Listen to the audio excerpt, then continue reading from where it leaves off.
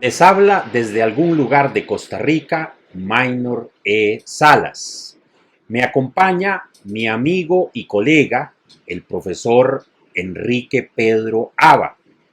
El tema de hoy es ¿para qué sirve el realismo jurídico en nuestros días? Lo primero que debo decir es que para mí es motivo de alegría hablar sobre este tema. Quizás porque creo que al igual que mi acompañante, ambos nos autodefinimos como realistas, con algunas diferencias, pero de eso hablaremos luego. Por lo tanto, entremos directamente en materia. Profesor Aba, ¿cómo define usted o cómo definiría usted el realismo jurídico? Bueno, yo diría que es básicamente una actitud mental, voy a decir inmediatamente cuál, y esa actitud mental se traduce en 2, 3, 4, 5, depende de lo que usted quiera resaltar, directivas, podríamos llamarle así, que son propias de esta corriente entendida de la manera a la cual me refiero. Ahora, estas directivas, que inmediatamente voy a señalar, a su vez se aplican de muchas maneras en la práctica, o se pueden aplicar de muchas maneras en la práctica, o mejor dicho, generalmente no se aplican en la práctica de las doctrinas jurídicas corrientes, pero eso ya es entrar en detalle. Digo cuál es la actitud básica. Leo un señalamiento de un autor. Traje aquí, hago muy brevemente la acotación, una serie de citas, no voy a mencionar todas ellas, sino algunas de ellas las recojo ocasionalmente porque creo que dicen de la forma más gráfica posible lo que yo mismo tendría que parafrasear y seguramente no con tanto éxito. Entonces voy a la actitud básica, leo.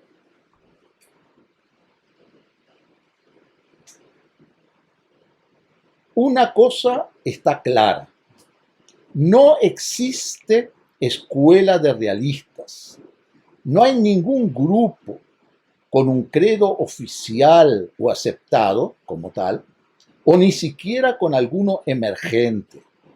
Están relacionados entre sí únicamente por sus negaciones, los realistas, únicamente por sus negaciones, su escepticismo y su curiosidad.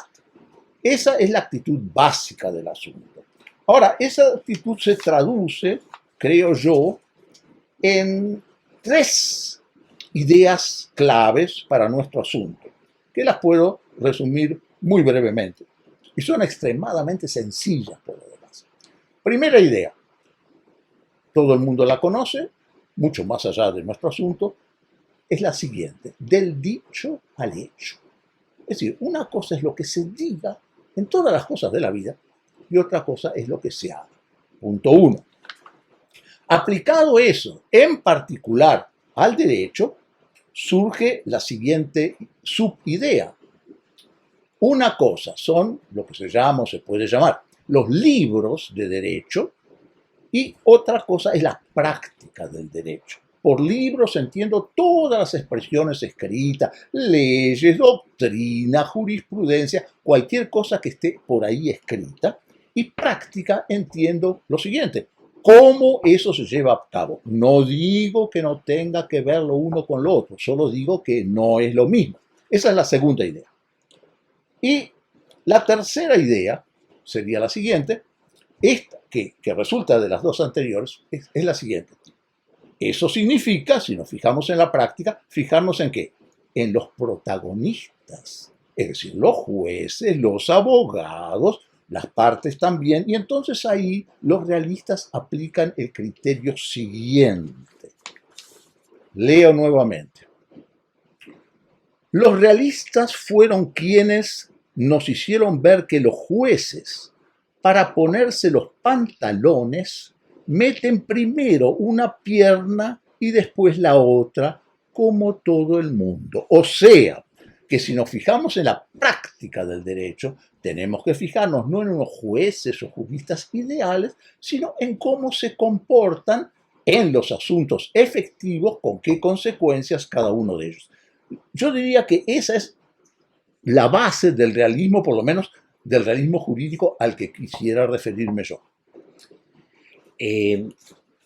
Me parece muy bien este punto de partida, no solo porque yo coincido con él y lo hemos conversado así en otras oportunidades, sino porque esta visión, esta perspectiva de lo que sería el realismo jurídico choca, yo diría que frontalmente, con la percepción que existe por allí, que uno puede encontrar en libros, en artículos especializados, en textos de filosofía del derecho, donde se define el realismo de la siguiente forma.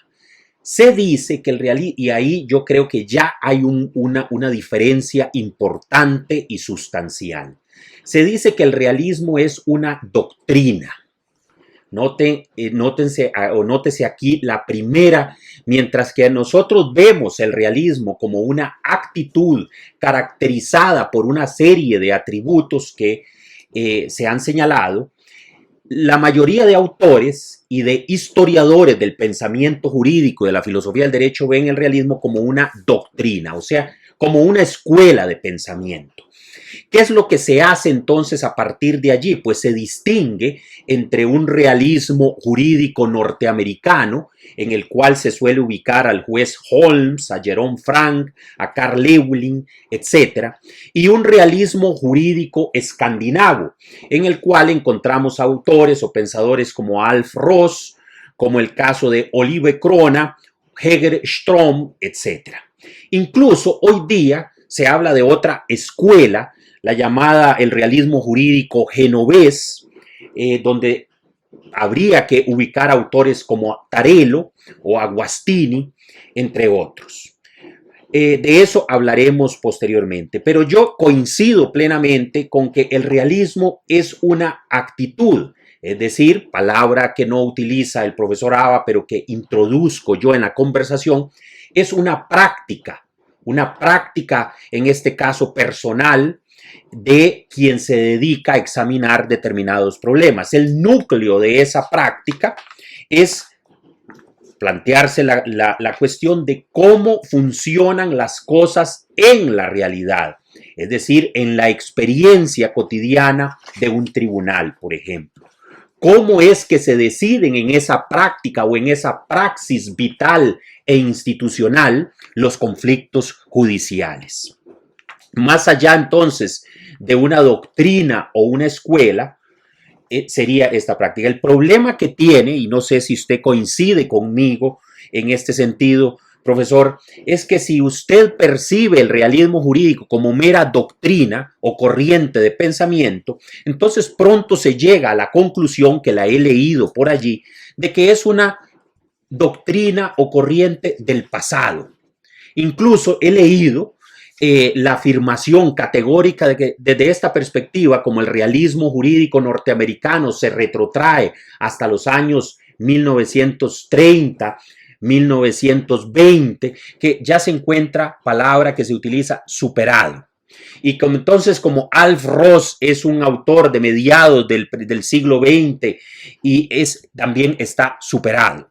Esa es una de las dificultades que tendría visualizar el realismo jurídico como doctrina y no como lo hemos hecho nosotros acá, que es una práctica, una actitud, y como actitud es atemporal.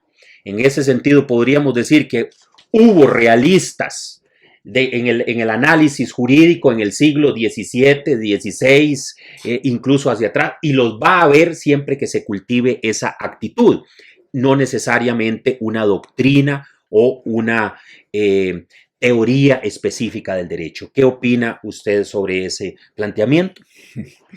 Bueno, lo que pasa es que ahí hay un prejuicio de orden general que va muchísimo más allá de cualquier idea, teoría del derecho. Es una cosa tan sencilla como la siguiente. Verdad es lo que está de moda. Entonces, claro, si en un determinado momento, por los motivos que fuere, hay una idea, hecho, lo que sea de lo que no se habla, eso ya no importa, está superado.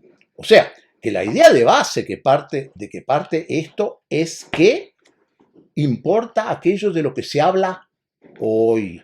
Y por el hecho de hablarse hoy, significa, y ahí viene la palabrita superado, significa que aquello otro que se decía antes era una tontería, o si no era una tontería, era una cuestión más o menos parcial, algo que se decía, pero claro, como siempre el pensamiento avanza, entonces el señor X que habla hoy sabe todo lo que se sabía antes, pero lo ve mucho más allá, ¿verdad? Y entonces, ¿para qué nos vamos a ocupar de aquello que decían los otros en aquel momento? ¿Qué importa? ¿Qué importa Platón? ¿Qué importa Aristóteles? ¿Qué importa Hume? Y dentro de unos años va a decir, ¿qué importa Foucault? Total, ya pasó de moda, ¿verdad? Bueno, entonces, frente a ese tipo de actitud mental no hay defensa. Simplemente no hay defensa. Es que no tenemos nada que discutir. No es cuestión de averiguar qué es cierto o no es cierto, es cuestión de averiguar qué es lo que se dice, qué es lo que está de moda. Entonces, quien parta de esa idea tiene razón, tiene toda la razón del mundo. Y entonces, de lo que se trata es estar muy atento a que la moda se modifique, porque incluso lo que dice hoy, mañana si se dice otra cosa es un disparate. A eso no hay nada que responder. Correcto. O sea, todo esto que estamos diciendo parte de otra base. Parte de que en algunas cosas, no decimos en todas, hay verdad y falsedad, y esto puede o no detectarse de acuerdo con los medios intelectuales que se poseen en un momento determinado. Concretamente, en cuanto al realismo jurídico, bueno, podría ser que efectivamente eso son cuestiones, ideas pasadas de moda, pero ¿a qué idea concretamente de los realistas jurídicos se refieren? Si me indica a cuál idea, de eso sí podemos hablar. Correcto. Para avanzar un poco en la temática, quisiera hacer un poco de abogado del diablo acá. Una objeción muy común en contra del realismo jurídico es una objeción que proviene, siento yo, especialmente de filósofos de profesión. Al menos esa es mi experiencia. Es la siguiente. Se suele objetar cuando uno habla de realismo jurídico y máxime cuando uno se autodefine como un realista, se suele plantear el siguiente reparo. Se dice que es imposible definir eso de la realidad, ¿verdad? Que la realidad se nos suele reprochar es un constructo y que por lo tanto cuando nosotros hablamos de la realidad caemos inevitablemente, se dice, en un realismo ingenuo. La famosa tesis del realismo ingenuo con la cual yo creo que usted también se ha enfrentado muchas veces. ¿Qué pensaría usted sobre ese reparo frecuente que se hace a propósito del realismo jurídico? Bueno, puede ser que se haga con respecto al realismo jurídico. Habría que ver si es pertinente o no. Ahora, si se toma como idea general, y creo que así es como lo toman, como una aplicación, todo lo que se dice son constructos, cosas que la mente hace y así como lo hace hoy de esta manera, mañana puede ser de la otra. Por lo tanto, elegimos a nuestro capricho, nuestro gusto, eso. Bueno, eso no se lo creen en la práctica, ni quienes lo dicen. Pregúntele, vamos a ver, si cuando tiene no sé, un dolor de cabeza, por decir algo, ¿verdad? Si dice, bueno, total, el dolor de cabeza, yo voy a hacer la construcción, ¿verdad? De que se me pasa chupando un caramelo o un confite. ¿Para qué voy a andar tomando una aspirina? Eso es un constructo, la aspirina. A su vez, si tengo unos cálculos en los riñones, por ejemplo, bueno, basta con que yo haga el constructo en mi mente de que ya no tengo ese cálculo y se me termina el problema. Y esto para todas las cosas. Por ejemplo, dejemos de lado la medicina, si usted quiere cosas más banales. Si tengo un automóvil, lo manejo, bueno, yo voy a hacer el constructo de que eso me va a funcionar con agua. Si yo lo construyo, ¿qué problema hay? Construyo. ¿Para qué voy a andar buscando gasolina? Y así sucesivamente los ejemplos son infinitos. O sea, estas son cosas que se dicen, pero llevadas a la práctica, los primeros que no se la creen son aquellos que lo dicen. Ahora, en todo esto podemos entrar mucho más en detalle. Nadie dice que en la manera que vemos las cosas no hay una parte que puede ser mayor o menor en donde interviene nuestra mente. No negamos eso, digamos, el principio kantiano es indiscutible, pero una cosa es decir que todo lo construye nuestra mente y otra cosa es decir cómo nuestra mente contribuye a co-realizar lo que vemos como tal. Y entonces, en ese caso, la pregunta es, en cada caso, si nos interesa, qué parte depende efectivamente de nuestra mente y qué parte no. No sé si con eso de alguna manera le contesté a su pregunta. Sí, yo creo que es un mal, debo decirlo de una manera un poco, pues sin ánimo de polemizar, pero así lo percibo yo, es un mal de filósofos que cuestionan en la teoría lo que en la práctica vital de su propia vida y sus propias experiencias jamás pondrían en tela de duda, ¿no?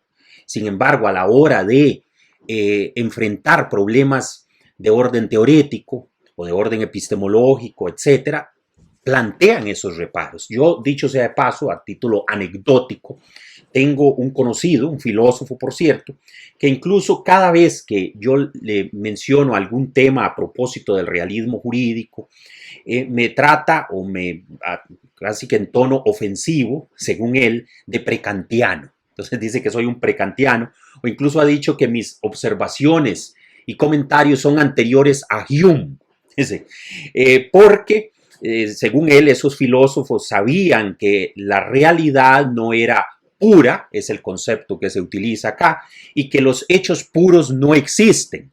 Con lo cual yo estoy perfectamente de acuerdo. Ni Kant, ni a Kant, ni a David Hume, ni a ninguno de los grandes pensadores le pasaría por la cabeza creer en la existencia de unos hechos puros y existentes fuera de toda percepción y demás. Ahora, lo increíble es que hasta donde yo sé, jamás ningún realista que conozca yo, y no sé qué opina usted al respecto, habló de la realidad o habló de los hechos puros, etcétera.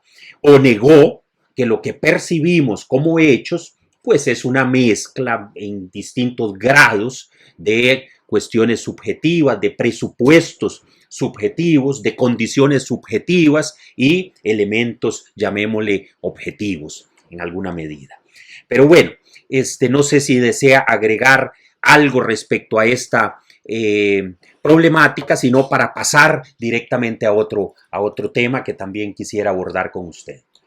Simplemente lo siguiente, uno no puede saber si alguno de los llamados realistas, inclusive, ¿por qué no? Alguno de los que menciona uno, alguna vez dijo algo por el estilo.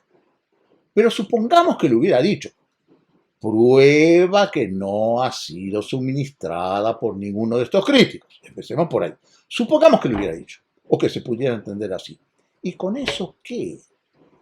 Cuando usted toma la opinión de una persona con respecto a cualquier cosa, supongamos que esa persona se equivoca en un detalle X. ¿Qué quiere decir eso? Se equivocó en todo. ¿Por qué? Entonces, lo principal, no en esto, sino en cualquier otra cosa, es tomar lo que se considera acertado y si con eso va mezclado en alguna medida algo erróneo, pues puede tratar de señalarlo o aún sin señalarlo, concretarse en lo que no es. De lo que nosotros estamos hablando acá es de que lo que llamamos realismo jurídico se refiere a estas cosas que hemos dicho. Ahora, si hubiera, falta demostrarlo, ¿verdad? Algún jurista realista más o menos conocido de los que están en la actitud que hemos dicho acá nosotros, no del realismo genovés, en fin, etcétera. Si alguno de ellos hubiera dicho alguna cosa de esas, pues no lo tomamos en cuenta, eso es todo. Correcto.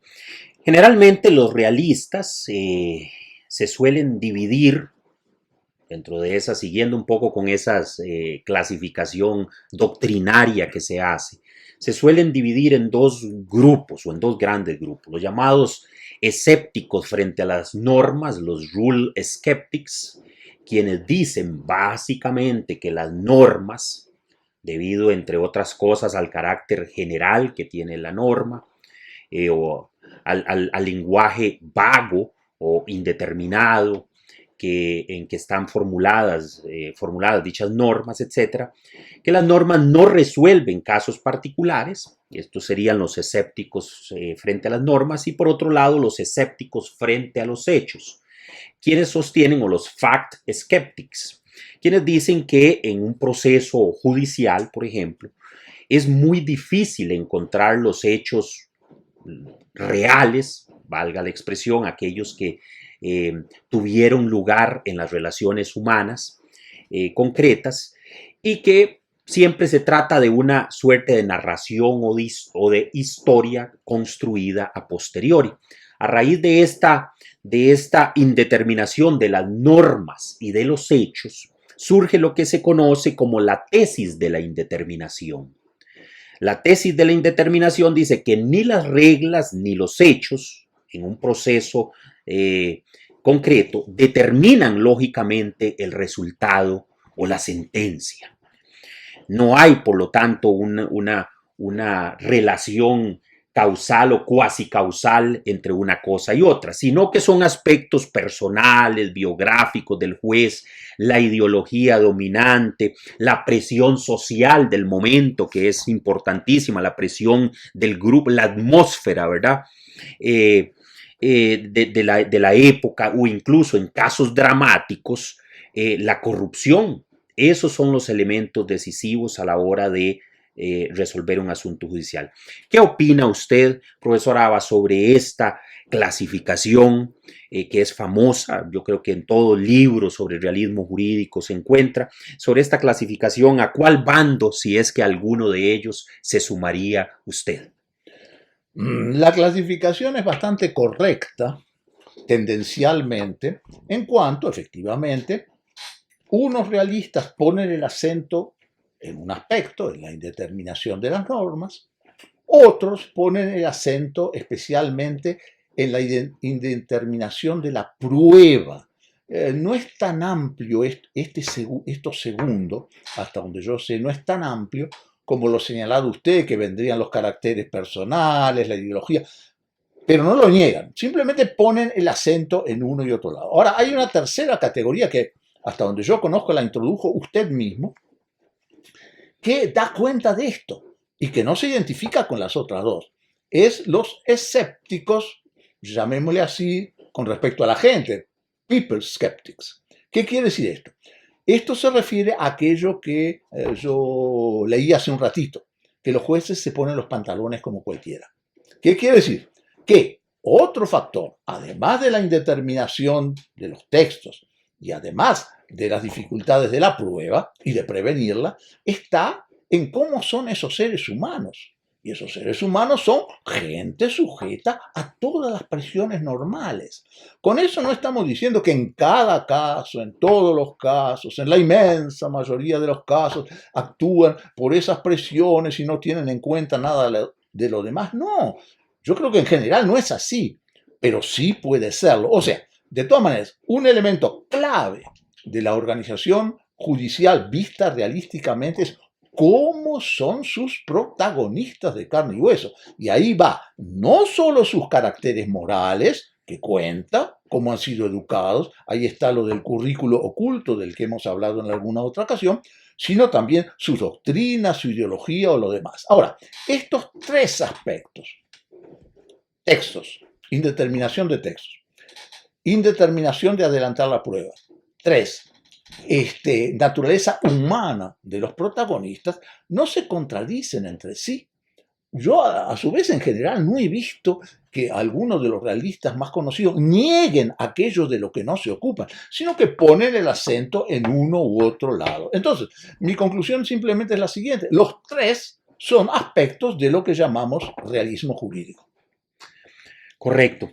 Efectivamente, profesora, yo alguna vez publiqué un trabajo donde había planteado esta categoría de complementaria, si se quiere, de las otras dos, de los rule skeptics y de los fact skeptics, que le denominé los people skeptics, porque señalaba yo allí que el elemento fundamental vienen a ser los llamados operadores del derecho, independientemente de si sean jueces, sean abogados, sean fiscales, es decir, la gente que trabaja con el derecho y la manera en que ellos entienden de hecho las reglas o los hechos que se presenten a un proceso. Eso debo admitir que lo hice pensando un poco en algo que me gustaría que usted refiera, porque está estrechamente relacionado. Me parece que es una especie de telaraña que se va construyendo acá precisamente para atrapar distintos aspectos de esto que hemos llamado el realismo jurídico, que era con la categoría que creo que usted fue también quien la introdujo en la discusión y en el debate propio de la filosofía del derecho, la categoría de la cabeza del juez. Entonces yo recuerdo que a partir de la lectura que yo realicé en algún momento de ese concepto, luego introduje esto de los people skeptics y me parece que todo ello se relaciona. No sé si quiere usted quizás ahondar un poco en este elemento de la cabeza del juez a mí me parece que es un concepto absolutamente clave para efectos de lo que estamos conversando. Bueno, realmente no creo que haga falta ahondar mayor cosa. Si no se entiende de entrada eso, de que el juez es un ser humano, y eso lo sabe cualquiera que practica el derecho. No lo dirá en sus artículos, no lo dirá en la doctrina, no lo dirá en la cátedra, pero lo sabe cualquiera. Entonces, cualquier protagonista del derecho en su fuero interno sabe que esto es así. De manera que no tengo nada que explicarle. Agregaría simplemente otra cita que tiene algo que ver con esto y con todo lo demás, y que nuevamente nos pone en el centro de lo que es el realismo. Esta otra cita es la siguiente. El derecho es lo que hacen, subrayo la palabra hacen, el derecho es lo que hacen quienes están encargados de su aplicación, no lo que ellos dicen que hacen, ni lo que los libros dicen que se debe hacer. Ahí está todo.